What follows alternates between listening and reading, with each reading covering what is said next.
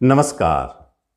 29 मार्च 2025 से जैसे ही शनिदेव मीन राशि में प्रवेश करते हैं, राहु से मिलन होती है और ऐसे ही में एक योग का निर्माण होता है जिसका नाम है पितृदोष। ये पितृदोष सुनने में भी और जान ले इसके दो प्रभाव बहुत शक्तिशाली होते हैं। ये बुरे प्रभाव भी बहुत तेजी से देते हैं और अच्छे प्रभाव भी बहुत तेजी से देते हैं, जो अभी तक आपने सोचा नहीं है ऐसे घटनाओं को जन्म दे देते हैं। जो चीज़ की कमी आपके जीवन में है, जो आप पा नहीं सकते हैं, आप भगवान के सामने डेली प्रार्थना करते हैं कि ये मिल जाए। आपको पितरों की कृपा से 1 मिनट के अंदर में वो संपन्न हो जाते हैं, मिल जाते हैं खुशियाँ। इतना शक्तिशाली है। तो रिजल्ट कैसे देंगे? रिजल्ट देने का तरीका इनका आपके राशि फल के माध्यम से होगा। जब हम राशि फल के माध्यम से बात करते तो जान ले, आपका राशि यदि कुंभ है तो फिर कुंभ राशि वालों को आपके सेकंड हाउस धन भाव में ऐसे योग बन बैठे हैं और धन भाव में बैठे हैं, रिलेशन का घर है और आपके 7वां दृष्टि, उन दोनों की 7वां दृष्टि आपके अष्टम घर पे पड़ती है। ये दो घर एक अद्भुत घर है जिसमें अष्टम घर सबसे अद्भुत है और पितृ दोष का प्रभाव यदि अष्टम से जुड़ा हो तो ऐसे ऐसे घटनाओं को जन्म दे देते हैं और उसका रिपीटेशन बार बार होने लगता है। जैसे एक्सीडेंट आज हुआ, 2-4 दिन के बाद फिर एक्सीडेंट हुआ, उसके बाद फिर एक्सीडेंट, ये रिपीटेशन होने लगता है। झगड़ा आज भी, कल 2-3 दिन के बाद झगड़ा या 1 सप्ताह के अंतराल में झगड़े, इस तरह की स्थिति होने लगी। चोरी हुई या पैसा खो गया, फिर देखेंगे 1 सप्ताह के बाद पैसा खो गया, चोरी हो गई, ये रिपीटेशन, इस अवधि को समझना है। ये तो आप जानेंगे कि 29 मार्च 2025 से एंट्री करेंगे, राहु के साथ रहेंगे, लेकिन कब तक रहेंगे?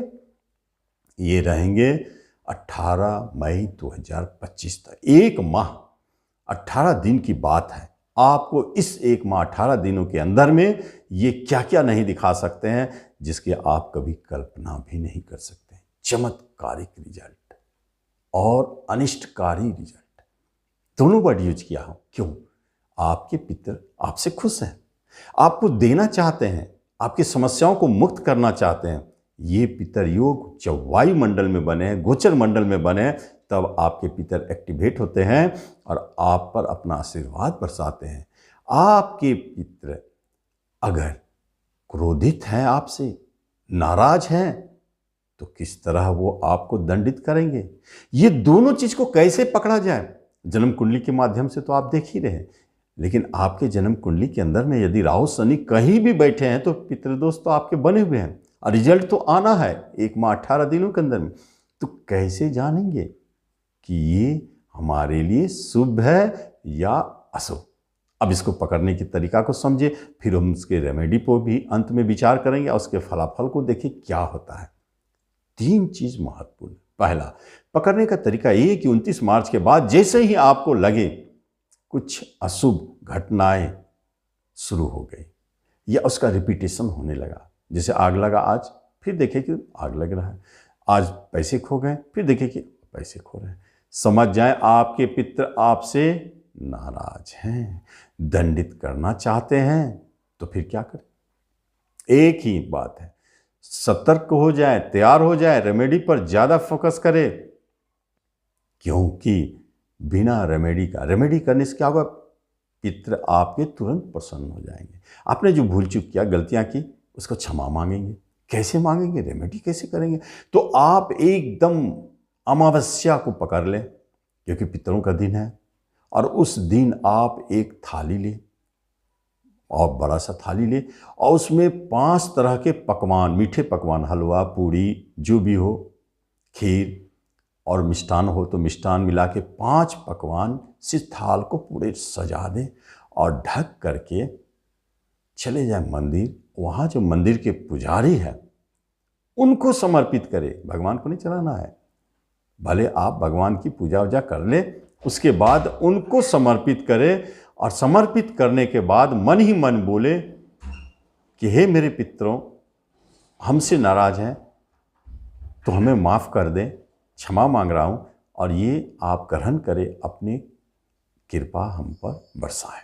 बस पंडित जी को दे देना है, पुजारी जी आपके पितृदोष को खत्म करते हैं। और उसी क्षण से, उसी दिन से आप महसूस करेंगे कि आप फ्री हो गए, हल्का महसूस करेंगे, घटनाएं रुक जाएंगे। लेकिन ये बात तो जरूर है, अमावस्या आने तक आपको तो झेलना पड़ेगा। उससे पहले क्या करेंगे? उससे पहले इतना कर सकते हैं कि शनिवार को गरीब भिखारियों को मीठे भोजन बांटे, मिठाई बांटे। देखिए उससे कितना रिलीफ होता है। लेकिन अमावस्या का किया हुआ उपाय बहुत महत्वपूर्ण हो जाता है। तो ये घटना चक्र, बैंक में नौकरी करते हैं, छूटने का शंका, आपका होटल चलता है, अचानक बंद होने की स्थिति, लड़ाई झगड़ा मारपीट हो गया, अचानक पार्टनरशिप में धोखा हो गया, ये सब अशुभ घटनाएं हैं जो कुंभ वालों को दिखाई देंगे। आप टीचर हैं, अचानक देखेंगे डिस्टर्बेंस आना शुरू हो गया, अचानक कोई पैतृक संपत्ति का विवाद शुरू हुआ और आप परेशान हो गए। सब घटनाएं अचानक जन्म लेंगे। धन फंसना, धन चोरी होना, ये सब दिखाई देना शुरू हो जाएगा। तो आप जिस दिन उपाय करेंगे उस दिन के बाद से ये थमने लगेगा। बहुत निकटतम रिश्तेदार आपसे दूर चले जाएंगे। झगड़े, रिश्तेदारों के बीच झगड़े का योग बन जाता है। तो रिश्तेदारों से सेंसिटिव चीज़ है, उससे थोड़ा संभल करें। माँ बाप, भाई बहन जो भी है, सब रिश्तेदार है, दोस्त मित्र में भी कोई रिश्तेदार है, सब पर आप रिश्ते पर सतर्क रहें। कर्म रोजगार में अचानक ट्रांसफर, उठापटक हो तो घबराएं नहीं, इंतजार करें पितृ शांति का, दिन का। अचानक कहीं भी आपको ट्रांसफर कर दिया जा सकता है। हाँ, जो लोग विदेश में रहते हैं, अगर उनमें पितृदोष है भी तो एक बात जाने, वो विदेश में होंगे नहीं, क्योंकि पितर तो आपके यहाँ अपने देश में, आप विदेश में तो फिर कैसे होगा। सबसे बड़ी बात है, जो विदेश में है उनके पितर उन पर खुश होंगे, निश्चित, पहला पकड़। और 29 मार्च के बाद आप देखेंगे कि कुछ ऐसे ही शुभ संकेत आपको मिलने लगे कि आपके अभी तक संतान सुख नहीं था, अचानक शुभ संकेत, घर मकान नहीं था, अचानक खरीदने का संकेत, गाड़ी घोड़ा अचानक मिलना, अचानक बड़े धन की प्राप्ति होना, ये सब दिखने लगे। फिर भी कुंभ वाले इस अवधि में 1 माह 18 दिनों के अंदर में कोई भी काम करे तो उसमें कर्ज और लोन लेके ना करें, बहुत भारी पड़ेगा। एक बात ही जान लें, ऐसा बहुत संकट आ जाए, कुछ हो जाए, तो आप कम से कम 18 मई को पार होने दें, क्योंकि इस अवधि में लिया गया कर्ज जल्दी चुकता नहीं है। एक तो आपके पितर खुश हैं तो आपको जरूरत नहीं पड़ेगा, नाराज हैं तो जरूर आपको इस क्षेत्र में जाने का अवसर मिलेगा, कहीं से कर्ज ले लें, अपना काम कर लें, कहीं कुछ प्रलोभन भी दिख सकता है, यही फंसाने का चाल है।